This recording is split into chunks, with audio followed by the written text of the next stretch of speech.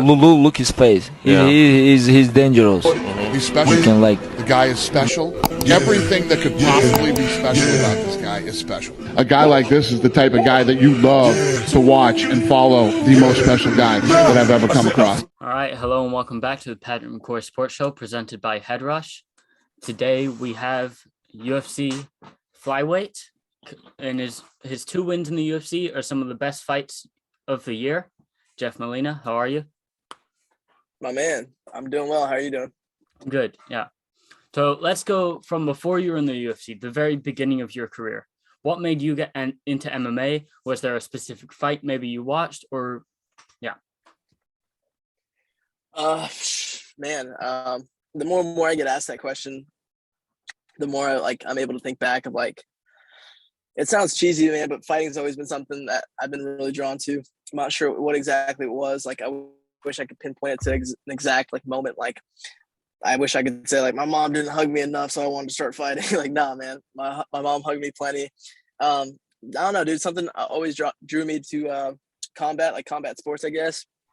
From an early age, I watch Teenage Mutant Ninja Turtles and Jackie Chan flicks, and yeah, something that always drew me to that. And I think my parents recognized that pretty early. Growing up, we didn't really have much, so my parents would try as hard as they can to as hard as they could to get my brother and I into martial arts, so karate, taekwondo, and that type of stuff. They just really couldn't afford the classes and stuff, so we do a lot of the trials. So if you go to a karate gym, they let you train sometimes free for a week, sometimes free for 14 days or a month even. So we hit up every karate / taekwondo gym within a 50-mile radius, and we went through those pretty quick. But yeah, not exactly sure what drew me to combat sports. Is just something I've always been somewhat drawn to. And I remember I moved to Kansas when I was 11. Started doing kung fu. Did that for about 4 or 5 years. Got my black belt, and then one day I was over at buddy's house. There was a UFC pay-per-view on, and I'm like, man, what the fuck is this? This looks like fun. I want to do that. And Googled MMA gym near me shortly after that, and kind of the rest is history. And how far into your career was it then you decided to go to James Cross and Glory MMA? I decided to make the full-time move. I think it was after when I went pro. I think it was 19. Yeah, I was still 19. I was 19 years old when I went pro, and I was cross-training at Glory, but still my home gym was a gym called American Top Team High Davis, HG. It was owned by UFC vet Jason Hine and WEC vet, Bellator vet LC Davis. And all three of us would come cross-train at Glory. And then I made the full-time move after my my third pro fight, and I've been with Crane's Joust ever since. And so your most recent win was a TKO win over Daniel Da Silva. What was it like getting your first finish inside the UFC octagon? Felt good, man. It felt really good. My debut, I wasn't happy with the performance at all. I thought it was probably one of my worst performances. I just didn't show up that night. I was still able. It was that? Your first UFC fight. It was one of the best fights of the year. My man, I appreciate that. As far as my performance, I just wasn't a fan of it, man. I'd give myself a C-. I just know what I'm capable of. My coach know what I'm capable of, and having those type of competitive fights means you're taking your fair share of brain damage, and I'm cool with that. I've come to peace with that. I know I'm gonna have these competitive fights as I move my way up the rankings, especially top 5. And I'm cool with getting those 50 Gs for fight of the nights, but I know what I'm capable of, man. So I really wanted to get a clean kill. It's something I emphasized a lot going into the fight and interviews and stuff. And I'll take the debut for what it was. I'm not going to cry over spilled milk. I got 15 minutes of cage time at a high level, which is valuable. It's very valuable. It was just more competitive than I liked. And I made a lot of mistakes in that fight, and those have been addressed. And I worked on those here in the lab, and yeah, I just wasn't happy with the performance. So it felt really good to kind of go out there and do what I wanted to do as far as getting a clean kill, which means just looking good in a fight and getting a finish and not really taking much damage, Yeah. And let's go to that UFC 261. You said you weren't very happy with that performance, but when you think about it, it's your first fight in the UFC, and a fight like that puts your name on the map. So Yeah, 100%. do you think that having this fight and the Daniel De Silva fight, which were both very impressive, that could help you push for better fights? Do you think that is a possibility for you then? Yeah, Patrick, 100%, man. Like, maybe not being happy with the performance, like, doesn't mean I'm not at peace with what happened. Like, I'll take it for what it was, man. Like, I got $50,000 richer. My UFC debut was a banger of a fight. I get that, and that's cool. I would have preferred to go out there and knock him out in the first 10 seconds, though. Yeah. And just there's a lot of mistakes made in that fight.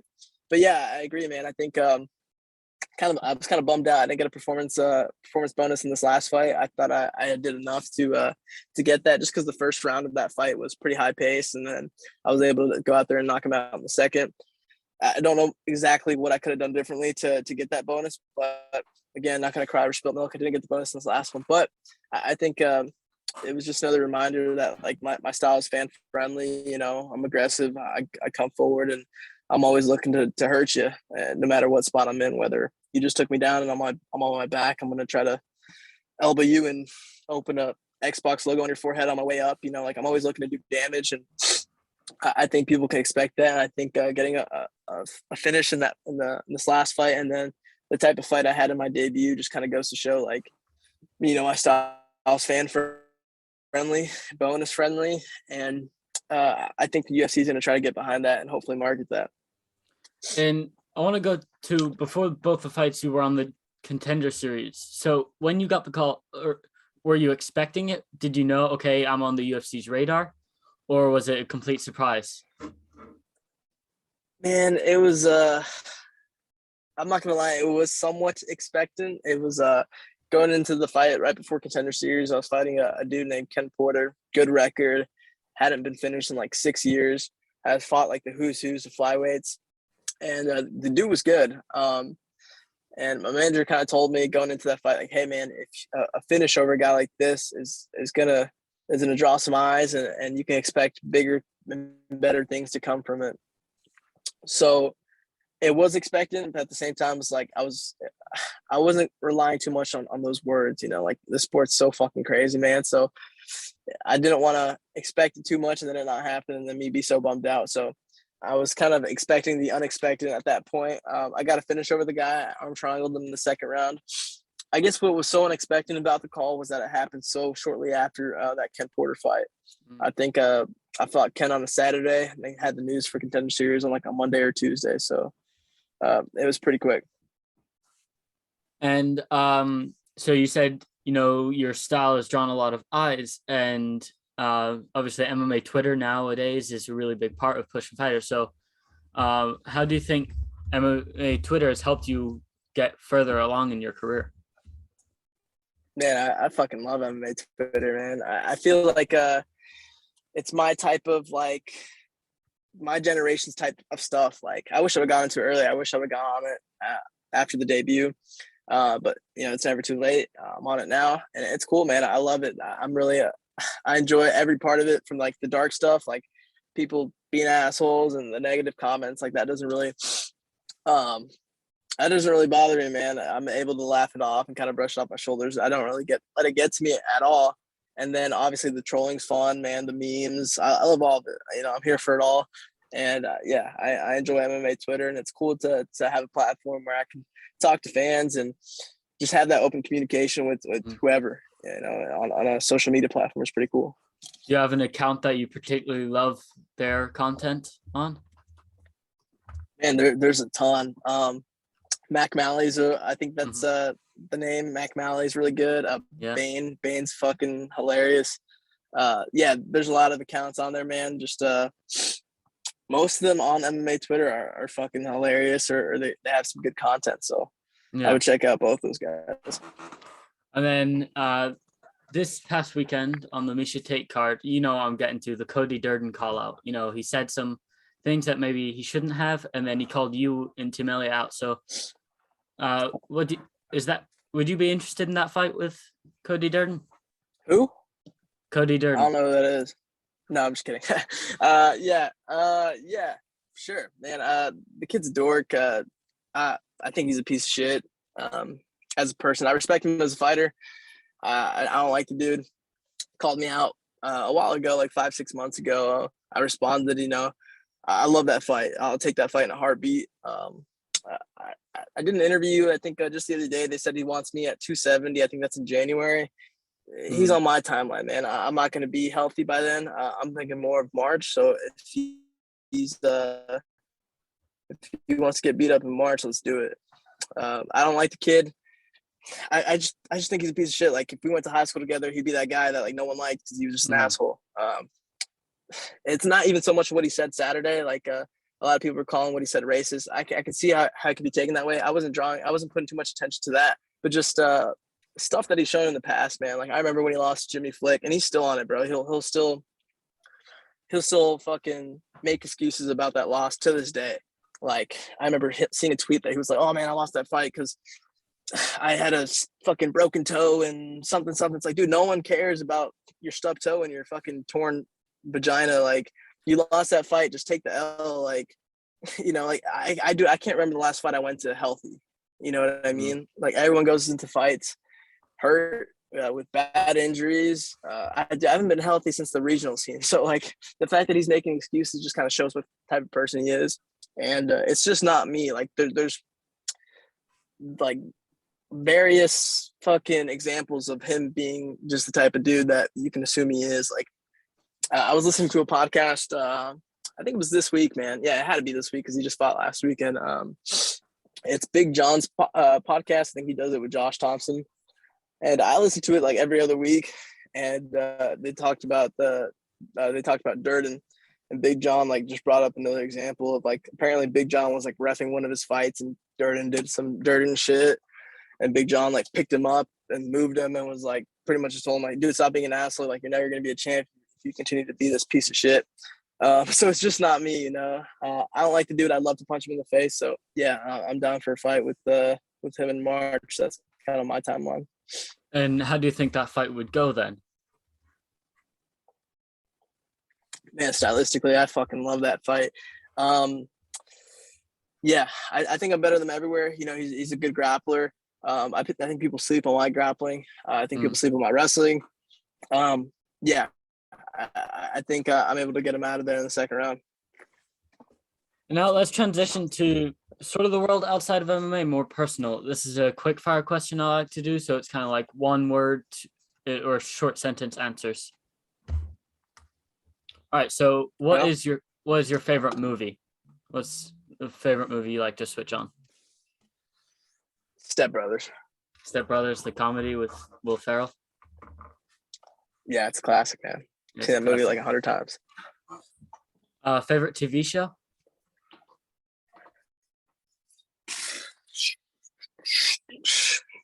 Not really a TV show, but I'm going like series. I'll go like Game of Thrones.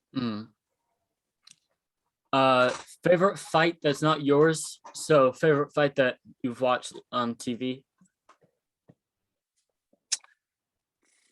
It's a tough one, man. Probably the one I watched the most is the first fight between Henan Barrow and Dillashaw. Oh yeah. That's a classic one. And what's the favorite fight of yours? Is it one in the UFC or is it one outside of the UFC? Favorite fight of mine. Yeah. I'd have to say, I think this last fight is probably the favorite of mine. Just maybe because of circumstances leading up to it, and then obviously the fight itself. So yeah, I think this last fight. Favorite song? It doesn't have to be your walkout song, just a song you'll happily put on every time you get in the car. Or favorite song, man. I'll have to go with my walkout song. It's some Notorious B.I.G., some Biggie.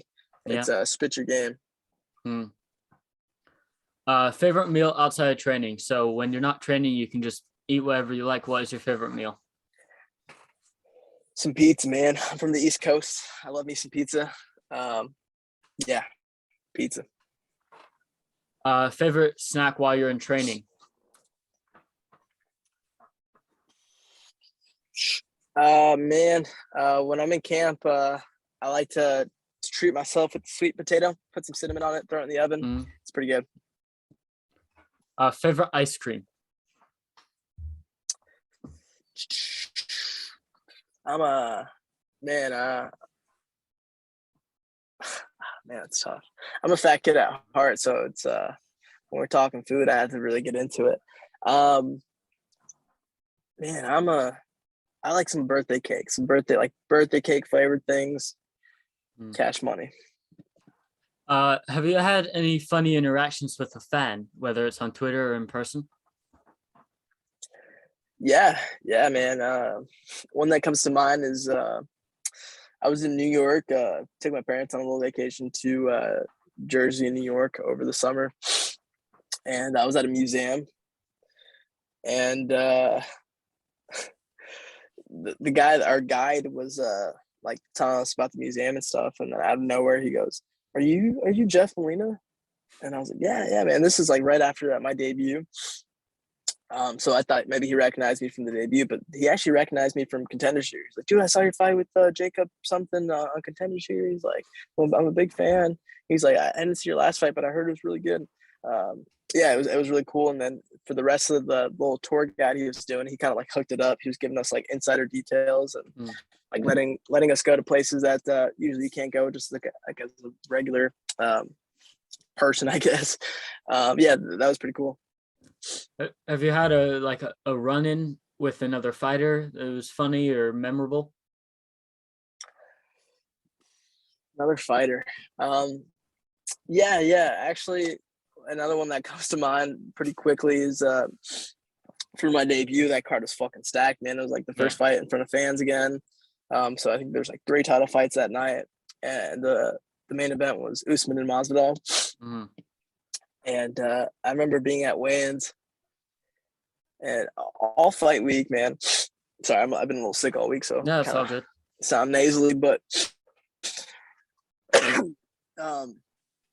remember being at weigh-ins, and all week I'm telling myself, like, don't fanboy or anybody, Jeff. Like, act like you've been here, dog. Like, act like you've been here. So I was trying my best not to fanboy or anybody. And then as we're walking out of weigh-ins, I see Masvidal like pull up in a Bugatti, and he has this like reggaeton star with him who's pulling up in like in a Lamborghini. And I'm like, all right, fuck this. I'm definitely taking a picture with Masvidal. So I go up to him like, hey brother, can I get a picture with you? He's like, yeah, of course, man. I take the picture with him, and he looks over to me. He's like, are you fighting tomorrow night? I'm like, yeah, man, I'm fighting, having my debut tomorrow. And he's like, dude, you look like you're 16. And I'm like, man, I'm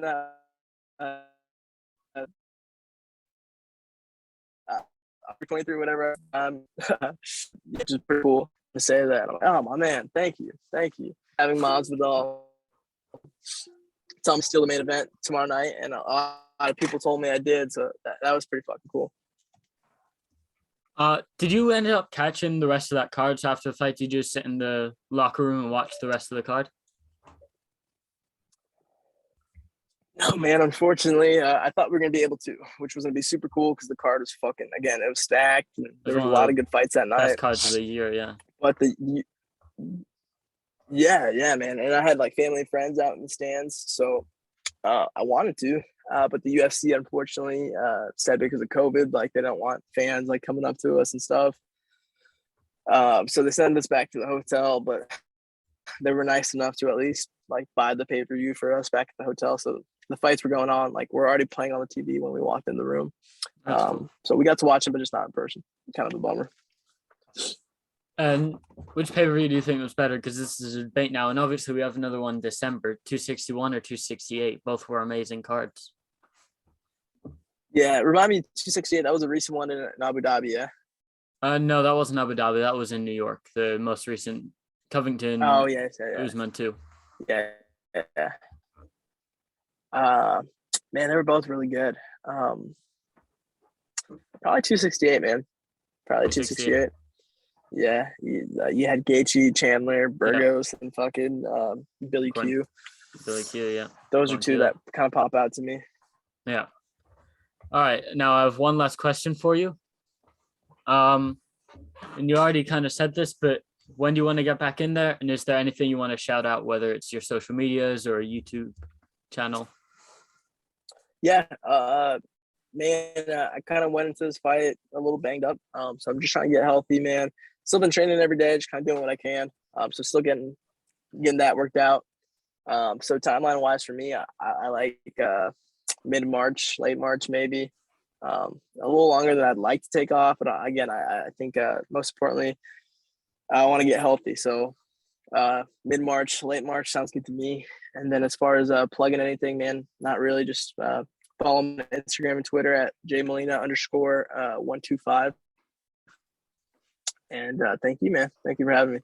Yeah, thanks for coming on, man. I've been trying to get you on for a while, so I'm pretty happy to have you on my channel now. Thank you so much for watching. I really appreciate it. And as you heard in the opening, I have a sponsor, Headrush Brand. You can go to their website, headrushbrand.com. You can get shirts like this, hoodies like the one in my background, and many more. They have awesome designs. They have sponsored some of the best fighters of all time, like Carlos Condit, Chuck Liddell, Dustin Poirier, and Showtime Pettis. I know there's more, but those are the big names that stand out. They're super comfortable and really, really high quality. I'll see you guys in the next interview. If you guys enjoyed, Jeff Molina is really cool. I'll leave his social medias in the description. Peace out.